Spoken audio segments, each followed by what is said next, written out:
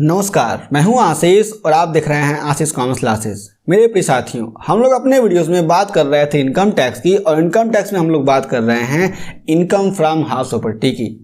इसमें हम लोग आज समझेंगे कि मकान संपत्ति से आय शीर्षक से हानि क्या है, यानी loss under the head of income from house property. इसके पहले के वीडियोस में हम लोगों ने समझा है किस तरीके से एनुअल वैल्यू की गणना की जाती है, किस तरीके से इनकम फ्रॉम हाउस प्रॉपर्टी की गणना की जाती है। इस वीडियो में हम लोग समझेंगे कि लॉस क्या होता है इनकम फ्रॉम हाउस प्रॉपर्टी जो हेड है उसके अंतर्गत। जब किसी मकान संपत्ति के समायोजित वार्षिक मूल्य में से दी जाने वाली कटौतियों का योग उसके समायोजित वार्षिक मूल्य से अधिक होता है तो इस आधिक्य को मकान संपत्ति से हानि कहते हैं। यहाँ पर आप लोग समझेंगे कि अगर कोई भी मकान संपत्ति है और जो भी उसका समायोजित वार्षिक मूल्य है उसमें से जो भी कटौतियाँ दी जाती हैं उसके संदर्भ में उन कटौतियों का योग क्या है, ज़्यादा है जो भी समायोजित वार्षिक मूल्य है उससे। तो जो भी अधिकता होगी उसको ही हम लोग कहेंगे कि वह क्या है, हानि है मकान संपत्ति से। यह हानि निम्न प्रकार से हो सकती है।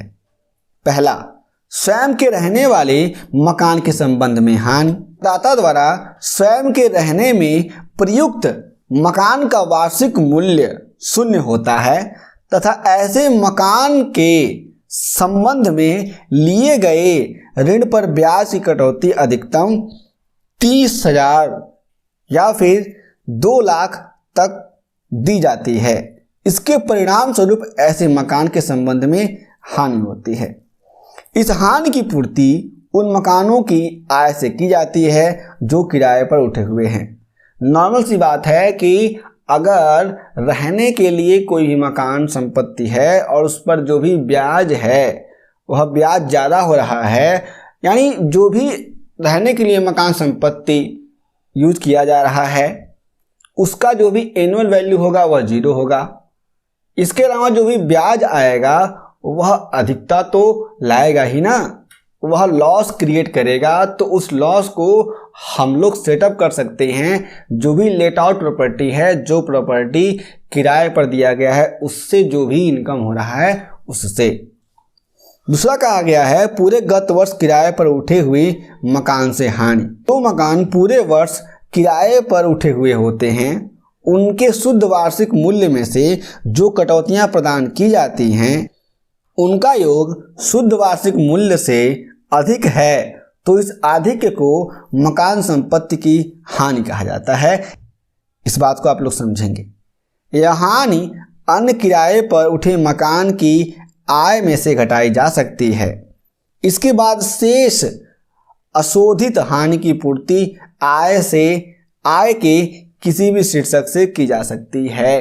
तो यहाँ पर क्लियर बात कहा गया है कि जो भी हानि होगी उसकी पूर्ति हम लोग अन्य शीर्षक से कर सकते हैं।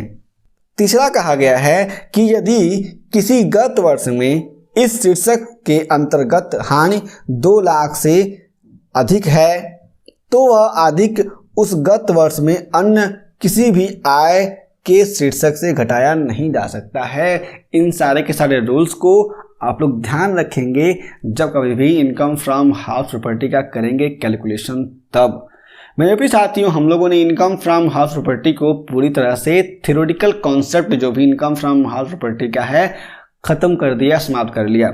इसके बाद से हम लोग जो भी न्यूमेरिकल कॉन्सेप्ट हैं उन सारे के सारे कॉन्सेप्ट को समझेंगे विद एग्जाम्पल। यदि आपके पास और कोई प्रश्न है तो उन सारे के सारे प्रश्नों को हमें जरूर बताएं, हम आपके सभी प्रश्नों का उत्तर जरूर देंगे। हम फिर से मिलेंगे एक नए वीडियो के साथ, तब तक के लिए जय हिंद।